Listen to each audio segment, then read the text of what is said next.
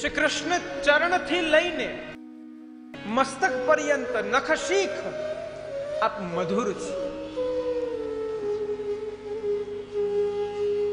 ઠાકોરજીને જ્યારે આપ સામગ્રી અરોગાવતા હો ત્યારે કોઈ એવું સુંદર સામગ્રીને કોઈ એવા આકારમાં ઢાળી દો. બહુ સામાન્ય રીતના કહું કે એક ચાસણી હોય, એ ચાસણીને કોઈ એવા આકારવાળા બીબામાં એને ઢાળવામાં આવે, ઢળી જાય, એનો આકાર લઈ લે, મજબૂત થઈ જાય, ત્યાર પછી એને એના કોઈ પણ બાજુથી એને તમે ચાખો, સ્વાદ કેવો આવવાનો છે? હા કે ના તો કહું, કઈ ઉત્તર તો આપો. જાગો છો ને બધા? સ્વાદ કેવો આવવાનો છે? મીઠો. શ્રી કૃષ્ણ પણ મીઠા છે, શ્રી કૃષ્ણ પણ મધુર છે. આ મધુરાષ્ટકમને જ્યારે આપ સમજશો ને ત્યારે ભગવત સેવામાં બહુ આનંદ આવશે. કારણ કે અત્યાર સુધી આપણે સેવા કરીએ છીએ, પરંતુ કેવા મધુરાધિપતિની સેવા કરી રહ્યા છીએ. એના અધરોમાં કઈ મધુરતા છે, એના વદનમાં કઈ મધુરતા છે, એના નયનમાં કઈ મધુરતા છે, એના ગમનમાં કઈ મધુરતા છે, એમના હૃદયમાં કેવી મધુરતા છે, એની અનુભૂતિ ત્યારે થશે જ્યારે એ અલૌકિક સ્વરૂપ પ્રકટ થયું. પ્રકટ થતાની સાથે જ શ્રી વલ્લભના મુખમાંથી એ અલૌકિક રસ પ્રકટ થયો. એવું અલૌકિક સ્વરૂપ જ્યારે શ્રીમદ મહાપ્રભુની સન્મુખ પ્રકટ થયું, જ્યાં જ્યાં દૃષ્ટિ પડે છે ત્યાં ત્યાં મધુરતાની જ અભિવ્યક્તિ થાય છે. જુઓ, અમે સમજાણું કે આ સ્તોત્ર નથી, આ સ્તુતિ નથી, આ ગ્રંથ નથી. સ્તુતિ માટે કોઈ કારણ હોવું જોઈએ. ઇન્દ્રએ પ્રભુનું અપમાન કર્યું છે, બ્રહ્માજીએ પ્રભુનું અપમાન કર્યું છે, માટે પ્રસન્ન કરવા માટે સ્તુતિ કરાઈ છે. સ્તોત્ર માટે પણ કારણ હોવું જોઈએ. આ લૌકિક અભિષ્ટ વસ્તુ જોઈએ છે, માટે અમે આ સ્તોત્રનો પાઠ કરીએ છીએ. આ તો સહજ છે.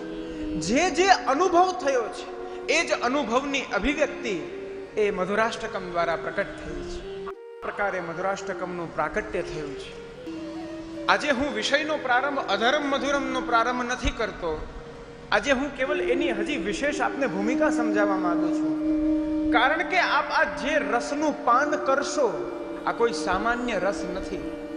શ્રીમદ મહાપ્રભુને પણ આ અવસ્થાની પ્રાપ્તિ ક્યારે થઈ? અરે, પ્રભુએ તો એવા કેટલા જીવોને દર્શન આપ્યા છે. ભાગવતજીની અંદર જુઓ, 84,252 વૈષ્ણવમાં પણ જુઓ, વિવિધ પ્રકારે દર્શન પ્રભુ આપે છે.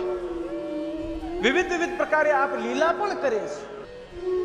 પરંતુ આવી મધુરતાની અભિવ્યક્તિ માત્ર શ્રી મહાપ્રભુજીને જ કેમ થઈ? આ અવસ્થાને પ્રાપ્ત કરવા માટે સૌથી પહેલા તો આપણી ચિત્તવૃત્તિઓનો નિરોધ પ્રભુમાં થવો જોઈએ. આપણી એક ઇન્દ્રિયોથી આપણા હૃદય સહિત આપણે કૃષ્ણમય બનવા જોઈએ. શું આપણે સૌ કૃષ્ણમય છીએ? હા કે ન તો કહો. આપણા ચિત્તનો વિષય કૃષ્ણ બનવા જોઈએ. આપણા હૃદયનો વિષય કૃષ્ણ બનવા જોઈએ. તમે એમને હૃદયનો વિષય બનાવશો ત્યારે જ હૃદયમ મધુરમ ભગવાનનું સાર્થક થશે. એની આપણે આગળ જ્યારે વિષય આવશે ત્યારે એની ચર્ચા કરીશું. ભગવાનનું હૃદય મધુર કેમ છે? કારણ કે ભગવાનના હૃદયમાં ભગવાનના ભક્તો છે અને ભક્તોના હૃદયમાં ભગવાન છે. આ અલૌકિક સંબંધ છે. સૌથી પહેલા આપણી ચિત્તવૃત્તિઓનો નિરોધ પ્રભુમાં થવો અત્યંત આવશ્યક છે. પ્રિયજનો,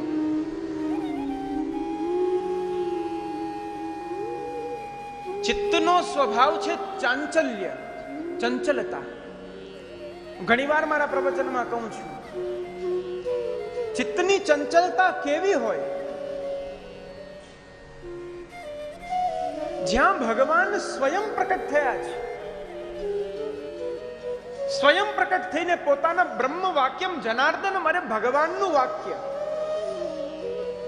વાક્ય કેવું હોય? લૌકિકની અંદર એક બાળકને એના માતા પિતા કદાચ ખીજાય, એને વઢે, તો બાળક કેવું ડરી જાય છે. ડરીને જે એને કરવાનું હોય કાર્ય કરવા લાગે છે. મહાભારતના યુદ્ધની અંદર ભગવાન અર્જુનને સ્વયં અનંત ભુવનોના સ્વામી ઉઠીને ખીજાઈ રહ્યા છે. ક્લૈબ્યમ માસ્મગમઃ પાર્થ, હે અર્જુન, તું આવા ક્લૈબ્યને પ્રાપ્ત ન થા. તારું સામર્થ્ય કેવું છે? તું સ્વયં ગુરુ દ્રોણનો શિષ્ય છો, દેવરાજ ઇન્દ્રનો તું અંશ છો, અને દેવતાઓ પાસેથી તે દિવ્યાસ્ત્રો પ્રાપ્ત કર્યા છે. હવે તું આ રીતના યુદ્ધમાં આવીને આ રીતના તું ક્લૈબ્યને પ્રાપ્ત થઈ ગયો, કેમ આવો નમાલો બની ગયો છે? હે અર્જુન, ઉઠ, યુદ્ધ કર. અર્જુન કહે છે, હે ભગવાન, હું યુદ્ધ તો કરું, પરંતુ કેમ કરું? મારી સામે મારું આ આખો સંસાર દેખાઈ રહ્યો છે, મારા ગુરુ દેખાય છે,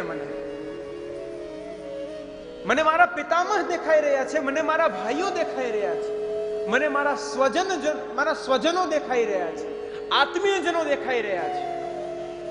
હું કઈ રીતના યુદ્ધ કરું?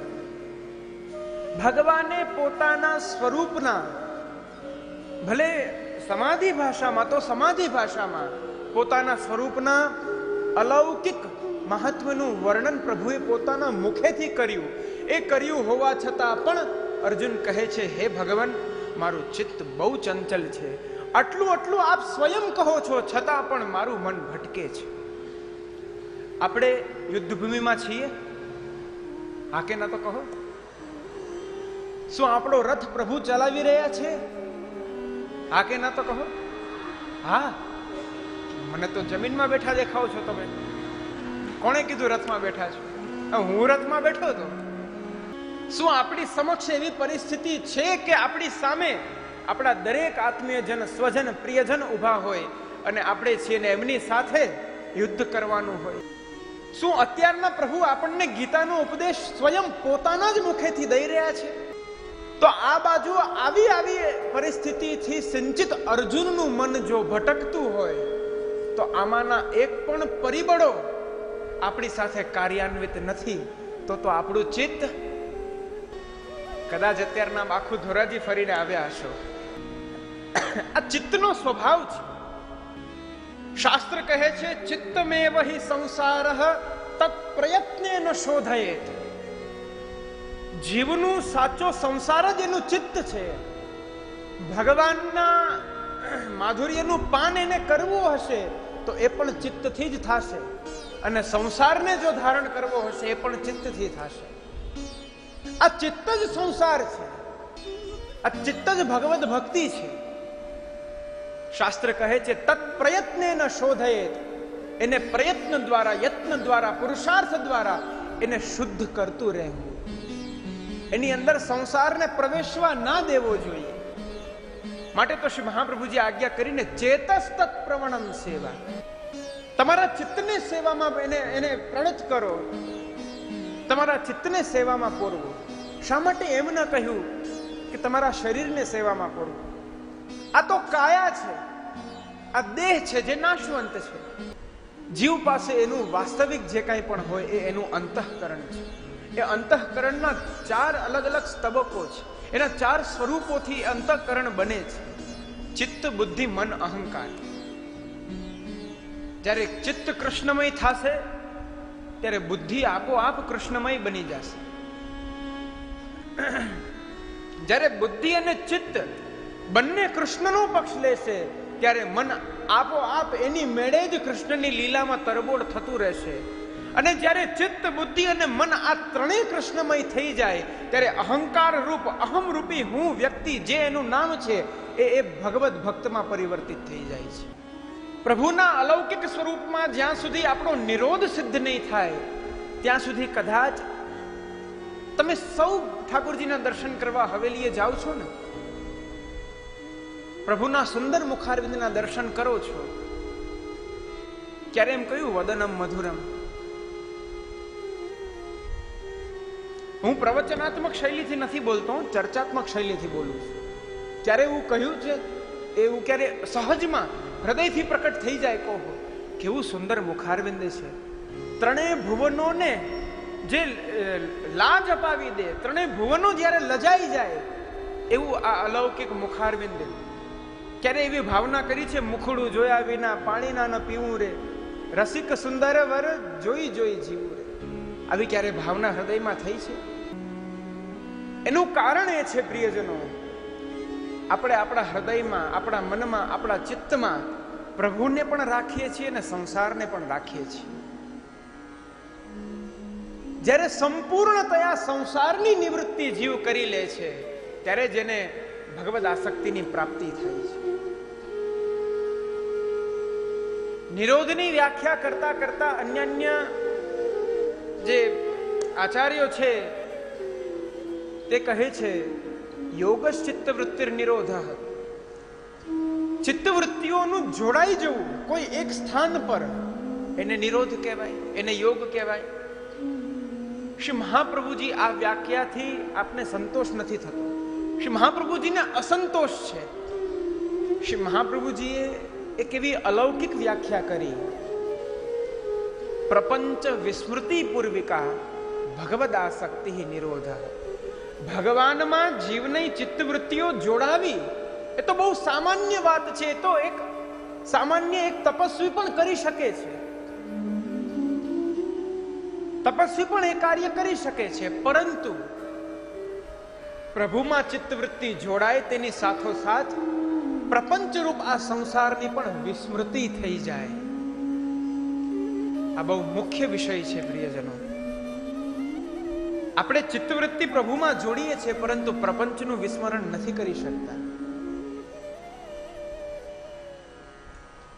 જે સંસાર માટે આપણે સતત યત્ન કરીએ છીએ, જે સંસાર માટે આપણે સતત પ્રયત્નશીલ છીએ, યદ્યપિ એ સંસાર જ શૂન્ય સાર છે. વાસ્તવમાં શૂન્ય સાર છે, એનો કોઈ સાર જ નથી. સમ્યક સાર અર્થાત સંસાર એ સારો સાર છે, પરંતુ ક્યારે સારો સાર હોય? જ્યારે એના સાર રૂપ પ્રભુ બની જાય. પરંતુ એના સાર રૂપ જ્યારે આપણો લૌકિક સંસાર બનતો હોય ત્યારે તો એ શૂન્ય સાર છે. શંકરાચાર્ય કહે છે આ સંસાર કેવો છે? યાવદ વિત્તોપાર્જન સક્ત. આ ખાસ કરીને બધા પુરુષ વર્ગને લાગુ પડશે. યાવદ વિત્તોપાર્જન સક્ત, જ્યાં સુધી તમે તમારા ધનનું ઉપાર્જન કરી શકો છો, ધન કમાઈ શકો છો, તાવન નિજ પરિવારો રક્ત, ત્યાં સુધી તમારો આ સંપૂર્ણ સંસાર તમારી સાથે બહુ ઘનિષ્ઠ સંબંધ રાખશે. પશ્ચાત ધાવતી જર્જર દેહે, પછી જ્યારે હાથમાં એક લાકડી લઈ અને જર્જર દેહ વૃદ્ધાવસ્થાથી જ્યારે ચાલશો લાકડીના ટેકે ટેકે, જ્યારે પથારી વસાશો ત્યારે વાર્તામ પૃચ્છતિ કોપીના ગેહે, ઘરમાં કોઈ તમારો ભાવ પણ નહીં પૂછે. આ જ સંસારની વાસ્તવિકતા છે. કારણ કે સંસારની અભિવ્યક્તિ કેવી કરવામાં આવી છે? જ્યાં સુધી મને આના દ્વારા આ સુખ મળે છે ત્યાં સુધી આ મારો પ્રિયજન છે. ત્યાર પછી એમાં અનુરાગ નથી રહેતો, એ અનુરાગ નીકળી જાય છે. પ્રભુ એવું નથી કરતા. પ્રભુ જે જીવનો હાથ પકડે છે, જ્યાં સુધી એ જીવના દેહમાં પ્રાણ છે ત્યાં સુધી એને પ્રભુ પોતાનો કરીને રાખે છે. તેની સાથે સાથે પ્રભુ પોતાના અલૌકિક સ્વરૂપાનંદની પ્રાપ્તિ પણ એ જીવને કરાવતા રહે છે. અને એટલું જ નહીં, જ્યારે એ જીવનો દેહ પડી જાય, જ્યારે એ જીવ આ દેહને છોડી દે છે ત્યારે પણ પ્રભુ એ જીવના એ સૂક્ષ્મ દેહને, એ દેહીને અલૌકિક નિત્ય લીલા ધામમાં લઈ જઈ અને ત્યાં અપાર માધુર્યનું દાન પ્રદાન કરે છે. ચિત્તવૃત્તિનો નિરોધ જ્યાં સુધી આપ સૌ નહીં કરી શકો ત્યાં સુધી મધુરાધિપતિ શ્રી કૃષ્ણની મધુરતાને આપ નહીં અનુભવી શકો. યાદ કરો પ્રસંગ શ્રી દામોદર દાસજીનો. તેમના ગામની અંદર જ્યારે શ્રી મહાપ્રભુજી આપ પધારી રહ્યા હતા, તેમનો જન્મ થયો. જન્મ થતાની સાથે જ સ્મૃતિ ન હતી પરંતુ વ્યાકુળતા હતી. કારણ કે લીલામાં એ લીલાત્મક સ્વરૂપ છે. આ લીલાત્મક સ્વરૂપ હોવાના કારણે આ સંસારમાં રુચિ નથી થતી. સતત વ્યાકુળ રહેતા હતા, સતત વ્યાકુળતા એમને ખાઈ રહી હતી. પોતાના ઘરના ઝરૂખાની આગળ ઊભા છે, ઊભા ઊભા માર્ગને બસ આખો દિવસ નિહાળ્યા કરે છે. હું કોઈની રાહ જોઈ રહ્યો છું, મારા નેત્ર કોઈને જોવા માટે તરસી રહ્યા છે, પરંતુ એ કોણ છે એ હજી સમજાતું નથી. એક દિવસ એવો આવ્યો જ્યારે શ્રીમદ મહાપ્રભુ આપ એમના ગામમાં પધારવાના હતા. દામોદરદાસજી ઝરૂખા ઉપર જુએ છે. આ બાજુ એમના પિતાજી એમના અન્ય 4 ભાઈઓની અંદર પોતાની સંપત્તિનો બટવારો કરી રહ્યા છે. દામોદરદાસજીને એ સંપત્તિના લોભમાં, એ સંપત્તિની અંદર કોઈ રુચિ જ નથી. તેમનું ધ્યાન તો બસ માર્ગમાં છે. આ બાજુ એમના પિતાજી એમને પોકાર કરે છે કે હે દામોદરદાસ, અને આ બાજુ શ્રી વલ્લભના દર્શન થાય છે. દર્શન થતાની સાથે જ ઉપર ઝરૂખામાંથી છલાંગ લગાવીને શ્રી વલ્લભને સાષ્ટાંગ દંડવત પ્રણામ કરે છે. આ છે આસક્તિ. આ ક્યારે આવી આસક્તિની પ્રાપ્તિ જીવને ક્યારે થાય? જ્યારે જીવ પોતાના સંસારને ભૂલીને અથવા એ સંસારને ભગવાનમય બનાવી દે. આપ સૌ મને કહેશો કે સંસારનું વિસ્મરણ કરી દઈએ તો આવડા મોટા ઘરમાં, આવડા પરિવારની વચ્ચે રહીએ છીએ, તો એ બધાને ક્યાં મૂકવા જશું? એનું શું કરશું? શ્રી મહાપ્રભુજી એનો પણ રસ્તો બતાવે છે. શ્રી વલ્લભ જાણે છે, એટલા માટે તો આપણે આજ્ઞા કરી છે, ગૃહમ સર્વાત્મના ત્યાજ્યમ. યદિ તમને આ સંસાર ખાઈ રહ્યો છે, તમે એને રોકી નથી શકતા, તો તમારા ઘરને છોડી દો, તમારા સંસારને છોડીને ચાલ્યા જાઓ. પરંતુ એ સંભવ ના હોય તો શું કરવું? સંસાર આવેશ દુષ્ટાનામ ઇન્દ્રિયાણામ હિતાય વે કૃષ્ણસ્ય સર્વ વસ્તુની ભુમ્ન ઈશસ્ય યોજયત. આવો અલૌકિક સમર્પણની ભાવના માત્ર ને માત્ર આ પુષ્ટિ માર્ગની અંદર જ સંભવે છે.